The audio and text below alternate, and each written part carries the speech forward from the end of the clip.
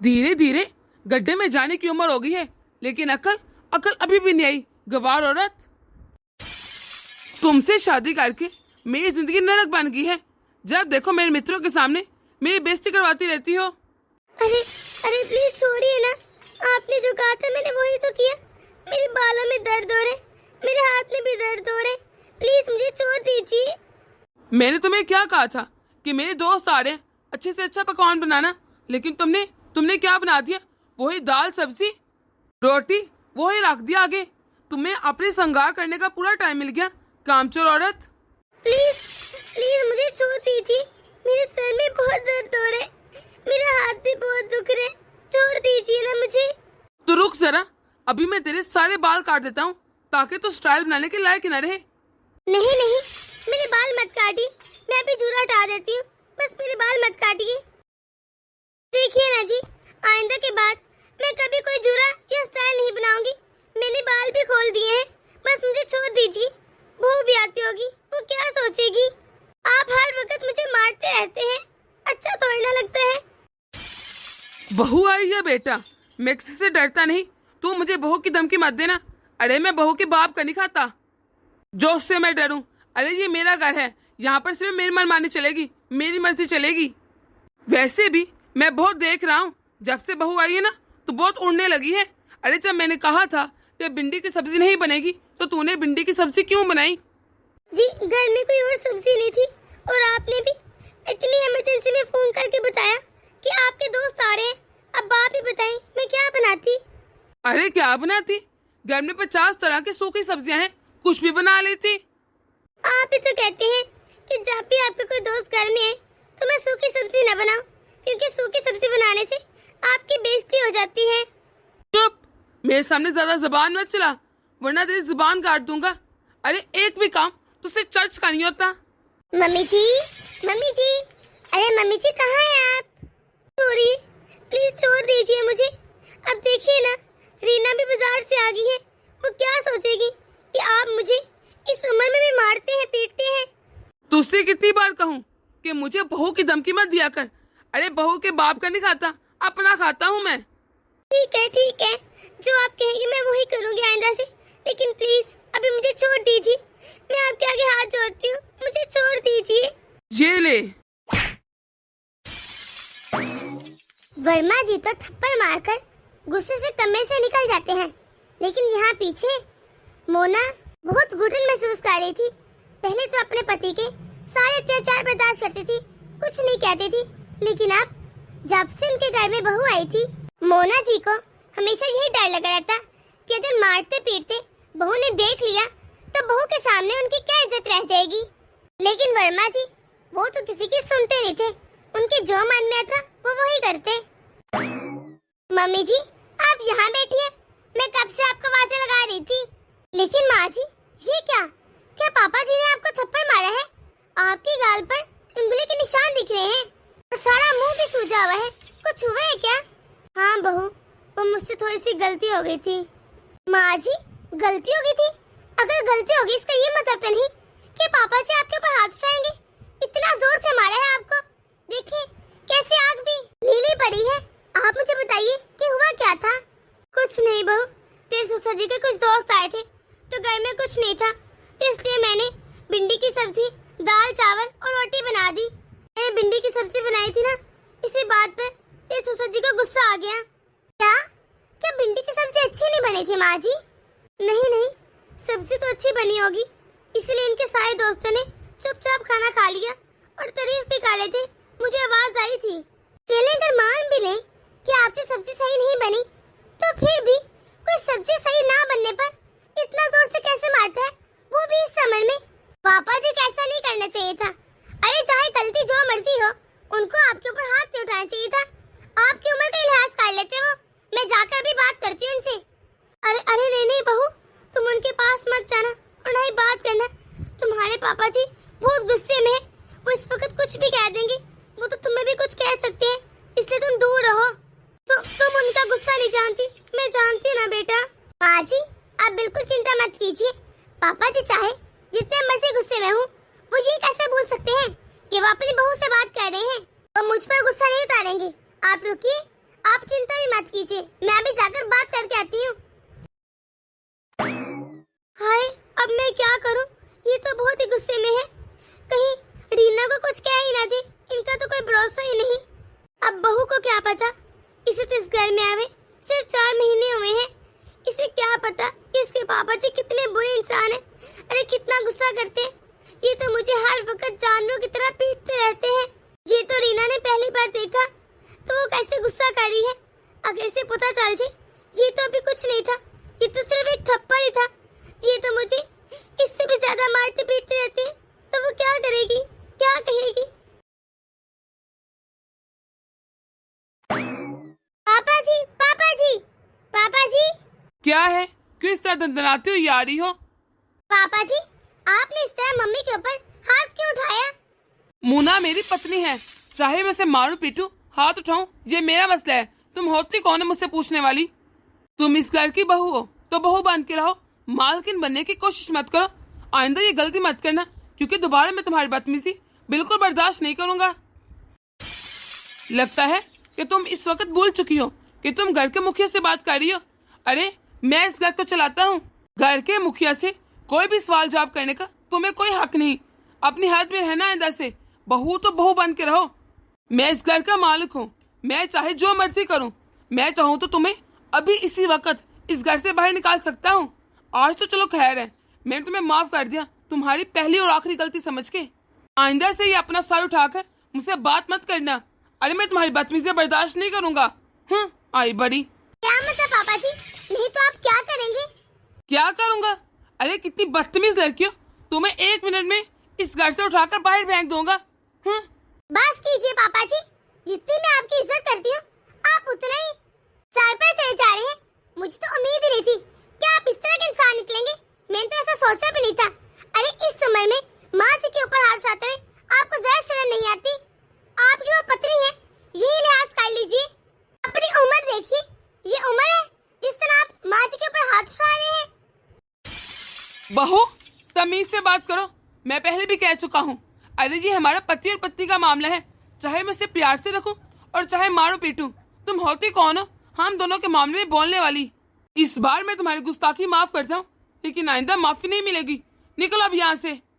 पापा जी, माफ आपने नहीं बल्कि मैंने आपको किया है, क्योंकि सब कुछ पहली बार इस घर में मेरे सामने हुआ है। अगर आइंदा इस घर में ऐसा कुछ हुआ है ना तो याद रखिएगा, अच्छा नहीं होगा। मैं आपको बिल्कुल माफ नहीं करूंगी। बदतमीज औरत। अरे ना आज तक मैंने अपने माँ बाप की सुनी, ना अपनी पत्नी की और ना अपने बेटे की। तो तू कौन होती है जो मुझ पर हुक्म चला रही है? तेरी कैसे सुनूंगा मैं? बस पापा जी, आइंदा के बाद मुझे बदतमीज मत कहिएगा, क्योंकि बदतमीज मैं नहीं बल्कि आप हैं। आपने अपनी सारी हदें क्रॉस कर दी हैं और आइंदा के बाद मेरी माँ के ऊपर हाथ मत उठाइएगा। आपको इतनी सी भी शर्म नहीं आती कि आप किस तरह अपनी बहू के साथ बदतमीजी करें? मुझे आपसे बिल्कुल उम्मीद नहीं थी। अगर बहू की तरह रहोगी ना तो बहू वाली इज्जत और सम्मान मिलेगा, लेकिन अगर अपने हाथ से ज्यादा बढ़ोगी ना तो यूं जमीन में फटक दूंगा तुम्हें। अगर इसी तरह उड़ती रहे ना तो सीधा सामान से उठाकर ना नीचे फेंक दूंगा, कोई इज्जत नहीं मिलेगी तुम्हें। आप मेरी इज्जत करें ना करें, कम से कम माँ जी की तो इज्जत कीजिए। वो आपकी पत्नी है, आप माँ जी के साथ ऐसा नहीं कर सकते। ये क्या तुमने माजी माजी लगा रखी है? वो तुम्हारी कोई माजी नहीं, वो तुम्हारी सास है, और तुम्हारी सास होने से पहले वो मेरी पत्नी है। वो क्या है ना पापा जी, अगर मैंने अपनी माँ जी को सास माना था ना तो शायद मैं इस मैटर से बहुत दूर रहती, लेकिन मैंने माँ जी को माँ जी माना है, ना कि सास। और मेरी आंखों के सामने मेरी माँ के साथ कोई बदतमीजी करे, हाथ उठाए, ये मैं बर्दाश्त नहीं करूंगी। उसका हाथ तोड़ के रख दूंगी मेरे सामने। बस बस, ये लेक्चर है ना, कहीं और जाके जानना। फिलहाल यहाँ से निकल, दिमाग ना खा मेरा। तू एक बार जरा मेरे बेटे को आ लेने दे, देखना कैसे तेरी खाल दरवाता हूँ। अगर खाल ना दरवाई तो मेरा नाम भी वर्मा नहीं। अब निकल यहाँ से, मेरा मुंह क्या देख रही है? बाप रे, कितना बदतमीज आदमी है ये। बड़ी आई मुझे लेक्चर देने वाली। इतना बदतमीज इंसान मैंने अपने पूरे जीवन में नहीं देखा था। मुझे तो यकीन नहीं आ रहा कि पापा जी इतने बुरे इंसान हैं। अरे वो इतने बदतमीज भी हो सकते हैं। माँ जी, मुझे तो आपके ऊपर भी गुस्सा आ रहा है। आपने इतने कीमती साल इस बदतमीज इंसान के साथ कैसे गुजार लिए? क्या आपकी कोई भावना नहीं थी, कोई सेल्फ रिस्पेक्ट नहीं थी? कैसे बर्दाश्त किया आपने माँ जी? बेटा तू ही बता मैं क्या करती। माँ बाप ने अपनी मर्जी से मेरी शादी करवा दी थी और इनकी सरकारी नौकरी थी, और उस समय कोई सरकारी नौकरी वाला मिल जाना बहुत मुश्किल था। ये तो शुरू से ही ऐसे हैं, छोटी छोटी गलतियों पे मुझसे हफ्ता बात नहीं करते थे, मारते थे, पीटते थे। अगर मैं जरा सा भी सिर उठाने की कोशिश करती तो और मारते, या मैं किसी को बताने की कोशिश करती सब लोग मुझे चुप करवा देते, कहते कि कुछ नहीं होता, सरकारी नौकरी वाला है, इतना तो बर्दाश्त करना बनता है ना। माँ जी ये क्या बात है कि अगर सरकारी नौकरी वाला कोई पति मिल गया है तो आप उनके सारे अत्याचार बर्दाश्त करें? बेटा पर मैं क्या करती, मेरे माँ बाप वो तो बीमार रहते थे और सब कुछ वो तो बाई के हाथ में था, इसलिए मेरी माँ ही नहीं चाहती थी कि मैं अपना घर छोड़कर उनके पास आके बैठ जाऊं। मेरे पास कोई दूसरा रास्ता नहीं था सिवाय ये कि मैं चुपचाप मार बर्दाश्त करूं। और तो मेरे सास ससुर भी ऐसे ही थे, छोटी छोटी गलतियों पर मुझे इनसे मार पड़वाते, उन्हें बहुत मजा आता था जब ये मुझे मारते। माँ जी आप इतना कुछ इतने सालों से बर्दाश्त कर रही हैं, क्या आपने कभी भी इनके खिलाफ आवाज उठाने की कोशिश नहीं की? ये ना बेटा मैंने बहुत कोशिश की, लेकिन हर बार मेरी आवाज दबा दी जाती थी। मेरी आवाज सुनने वाला कोई नहीं था। मेरे पति को मेरे माँ बाप की मजबूरी पता चल गई थी कि मैं मेके जाके नहीं बैठ सकती, इसलिए वो और मुझे मारते, मेरे ऊपर और अत्याचार करते। जब दिल करता इतना मारते कि इतने दिन सूजन ही न उतरती। धीरे धीरे इनकी बेरुखी और बढ़ती गई।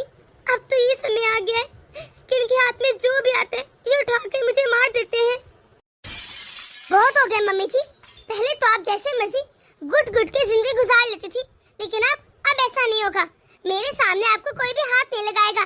पापा जी को फैसला करना ही होगा, या तो हमारे साथ मिलजुल के रहे या फिर इस घर से चले जाए। बेटा वो कुछ नहीं कर सकती, कुछ भी नहीं बिगाड़ सकती उनका। क्यों नहीं कर सकती? मैं कर सकती हूँ। मैं आज से उनका खाना पीना बंद कर रही हूँ। अरे बेटा तो जो मर्जी करके देख ले, किसी चीज का कोई फायदा नहीं होगा। वो बहुत दुष्ट और बदतमीज और निकम्मा इंसान है, उसके पास हर चीज का हल होता है। तू उसे हैंडल नहीं कर सकती। नहीं माँ जी मैं करूँगी, आप बस देखती जाइएगा। अभी दोपहर की चाय का टाइम होना है ना, हमने उनको चाय भी देनी और ना ही शाम का खाना, फिर देखती हूँ मैं। तुम लोगों को क्या लगता है कि अगर तुम लोग मुझे खाना नहीं दोगे तो मैं भूखा मर जाऊंगा? अरे जहाँ पैसा फेंकूंगा ना वही खाना मिल जाएगा, मैं झुकने वाला तो नहीं हूँ। पापा जी आपको छोटी सी बात क्यों नहीं समझ आ रही कि परिवार के साथ मिलजुल के रहना झुकना नहीं होता? तुम्हें ज्यादा हैरान बनने की कोई जरूरत नहीं, मुझे लेक्चर मत दे। मुझे क्या करना है क्या नहीं तुम्हें बताने की कोई जरूरत नहीं।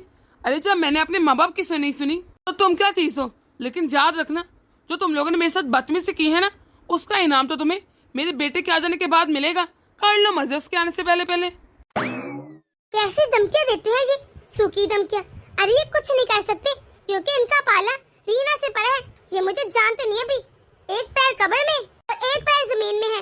अरे फिर भी शर्म नहीं आती, कैसे मुझको को ताव दे देकर बात करते हैं। इनको क्या लगता है इनकी ये सारी हीरोगिरी बर्दाश्त करेंगे हम लोग? इनको तो अभी मैं बताती हूँ। मम्मी जी आप मुझे साफ साफ एक बात तो बताइए, कल को आप बदल तो नहीं जाएंगी? बहू क्या मतलब, मैं समझी नहीं, तो क्या कहना चाहती है? मम्मी मैं यही कहना चाहती हूँ कि आपने इतने साल इस बदतमीज इंसान के साथ गुजारे, आगे का क्या इरादा है आपका? आप इनके साथ रहना चाहती हैं या फिर अलग होना चाहती हैं? अगर आप इनसे अलग होना चाहती हैं तो मैं आपकी मदद कर सकती हूँ, लेकिन अगर अभी भी इतना कुछ सहने के बाद भी आप इनके साथ रहना चाहती हैं तो मैं कुछ नहीं कर सकती। अब आपको चुनना होगा, या तो आप अपने बहू और बेटे के साथ रहें या फिर इस जानवर इंसान के साथ। नहीं बेटा कैसी बातें कर रही है तो, कौन इन जैसे जानवर इंसान के साथ रहना चाहेगा? वो तो मेरी मजबूरी थी, मेरे पास कोई रास्ता नहीं था। अगर इनसे दूर होके मुझे तुम लोगों के साथ रहना पड़ेगा ना तो मुझे खुशी फील होगी। अरे मुझे तो नफरत तो लगी इस इंसान से, मैंने इसके लिए कितना कुछ किया, दिन रात जागकर खिदमत की इसकी, लेकिन इसने हमेशा मुझे अपने पाँव की जूती समझा, कभी इज्जत नहीं दी। अरे पापा आप यहाँ पर क्यों बैठे हैं और आप इतने गुस्से में क्यों हैं? कुछ हुआ है क्या? जिस घर की औरतें सार उठाने लग जाए ना वहाँ के मर्दों को बाहर ही बैठना पड़ता है। क्या मतलब पापा, क्या हुआ बताइए ना मुझे।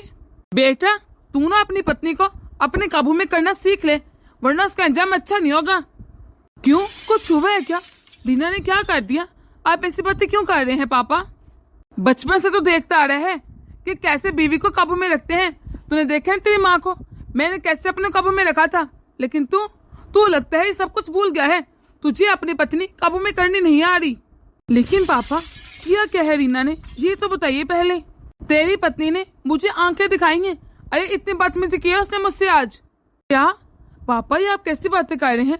रीना बिल्कुल भी ऐसी नहीं है, वो तो बहुत अच्छी लड़की है। और आप ये बताइए कि रीना ने बदतमीजी क्यों की? क्या? अरे बेटा, तू कारण ढूंढ रहा है कि तेरी पत्नी ने मुझसे बदतमीजी क्यों की?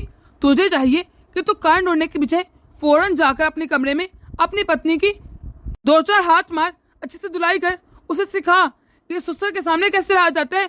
इस तरह जबान नहीं चलाई जाती और ना ही बदतमीजी की जाती है। जा, अब अंदर जा, मुझसे सवाल मत कर और जाकर उस बदतमीज औरत को 2-4 दर्द दे। पापा, ये आप रीना के लिए क्या कह रहे हैं? कैसे अल्फाज यूज कर रहे हैं? क्या बेटा, क्या गलत कह रहा हूँ? तुझे याद नहीं, जब मेरे माता पिता मेरी पत्नी के खिलाफ मुझे कोई भी शिकायत लगाते थे ना, तो मैं फौरन कमरे में जाकर उसकी जम के पिटाई करता था, 2-4 हाथ लगाता था। बेटा, ऐसे तो माता और पिता का सम्मान किया जाता है।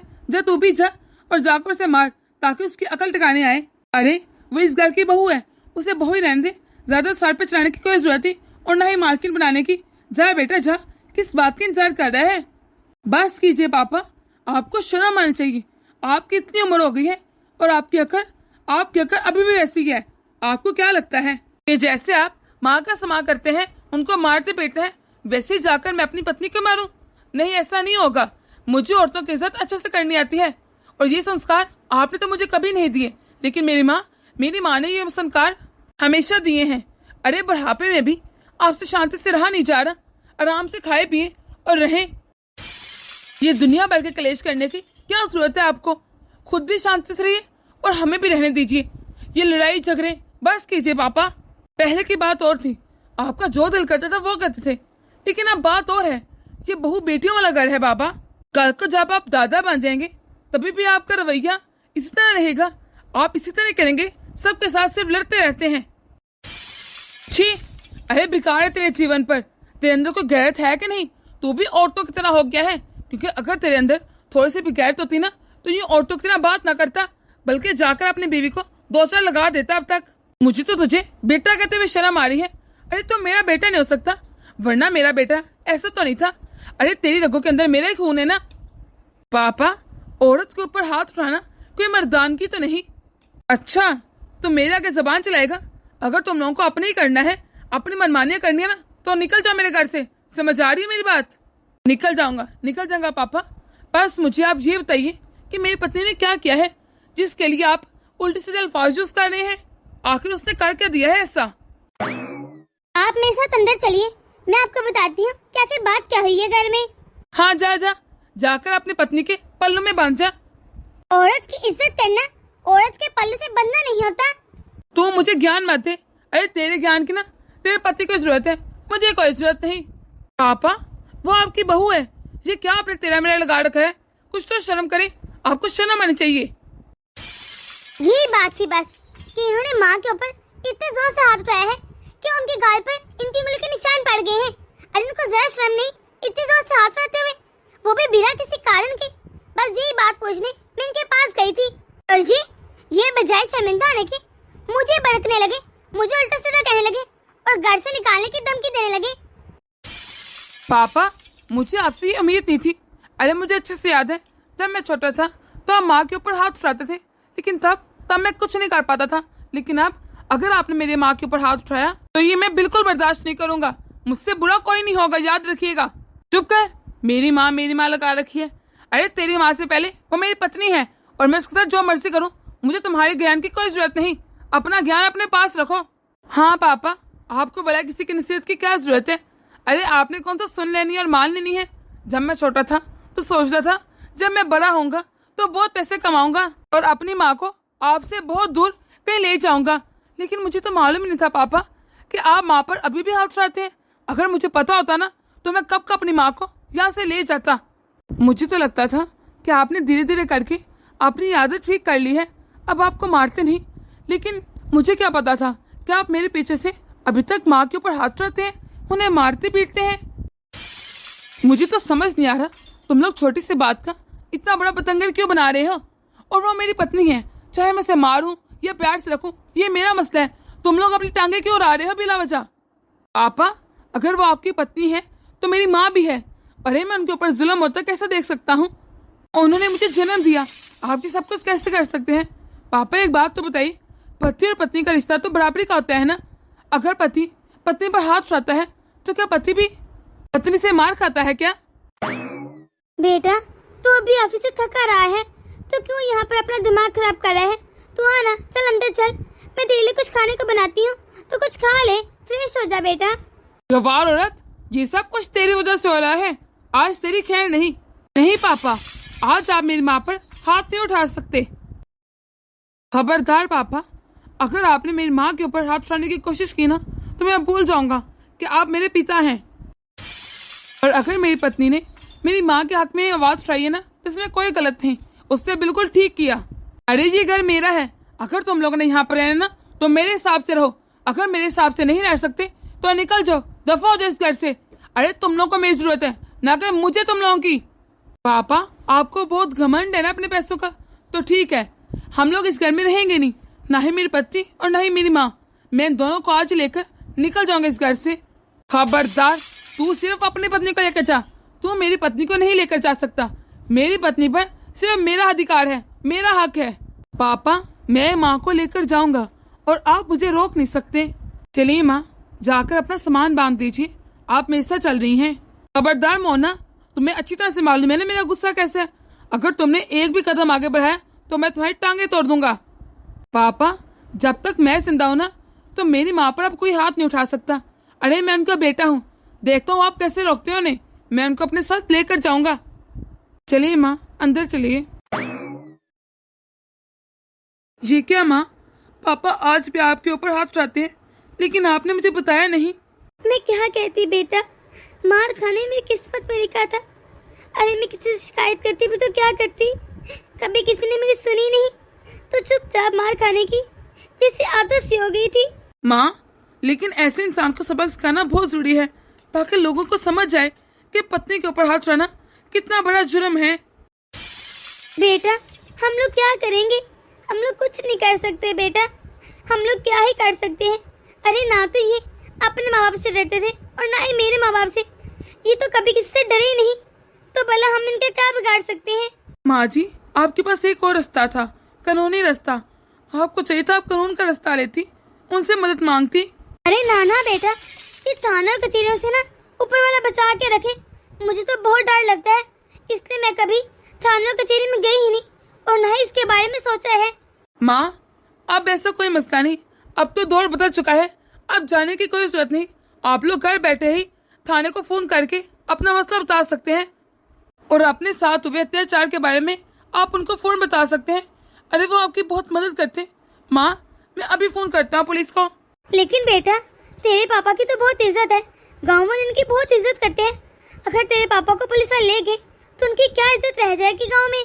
माँ, आपको अभी भी उनकी इज्जत की पड़ी है। जिस इंसान ने आपको पूरी जिंदगी मारा पीटा, सिर्फ डरा के रखा, आप अभी भी उनकी फिक्र कर रही हैं। उन्होंने आपकी कभी इज्जत नहीं की और आप चाहती हैं उनकी इज्जत ना खराब हो जाए। अरे और तोड़ देखिए, अभी भी उन्होंने क्या कहा है आपको, धमकी दी है कि अगर आप घर से बाहर निकली तो आपकी टांगे तोड़ देंगी। बेटा, ये तो सिखाया जाता है कि डोली उठती है माँ बाप के घर से और उसके बाद बेशक पति मारे पीटे कुछ भी करे, हम लोग तब तक घर नहीं आ सकते जब तक हम मर न जाए। माँ, ये सब बेकार बातें हैं। माँ, ऐसा कुछ नहीं होता और ना ही हमें करना चाहिए। मैं अभी पुलिस को कॉल करता हूँ, अभी बुलाता हूँ उनको। अरे छोड़ो मुझे, छोड़ो। अरे मेरा इतना बड़ा घर है, मैं इसे छोड़ कर भला थाने क्यों जाऊंगा? छोड़ो मुझे। अरे तुम्हें औरत पर अत्याचार करने का बहुत शौक है ना, तो तुम्हें मैं बताऊंगा कि अत्याचार होता क्या है। तुम्हें शर्म नहीं आती? एक पैर कब्र में है और एक पैर जमीन पर, फिर भी कैसे औरत के ऊपर हाथ उठाता है? सीधी सादी पत्नी से पाला जो पड़ गया, इसलिए उसके ऊपर जब दिल करता है हाथ उठाता है। अरे तेरे तो अब खैर नहीं। छोड़ो, मैं कहीं नहीं जा रहा, रोको मुझे। अरे कोई तो बचाओ। अरे मोना, देखो ना, मैं तो तुम्हारा पति हूँ। अरे मोना रोको इसे कहो ना मुझे ना लेकर जाए। देखो मैं तुमसे माफी मांगता हूँ, मुझे माफ कर दो, मैं अंदर से कुछ नहीं करूँगा, बस मुझे माफ कर दो। नहीं, मैं नहीं रोकूंगी आज से। अरे तुम जैसे आदमी के साथ रहने से अच्छा है कि मैं बिना स्वागत ही रहूं। बस बहुत हो गया, मैंने बहुत कुछ सह लिया। अब बाप का एक भी जुल्म मैं बर्दाश्त नहीं करूंगी। अरे हर एक को अपने कर्मों का फल जरूर मिलता है, और आप अपने भला कर्मों से कैसे पीछे रह सकते हैं? आपने गुनाह किए हैं, आपने मुझे मारा बेटा बिना वजह के, अब आपको उसकी सजा तो मिलेगी।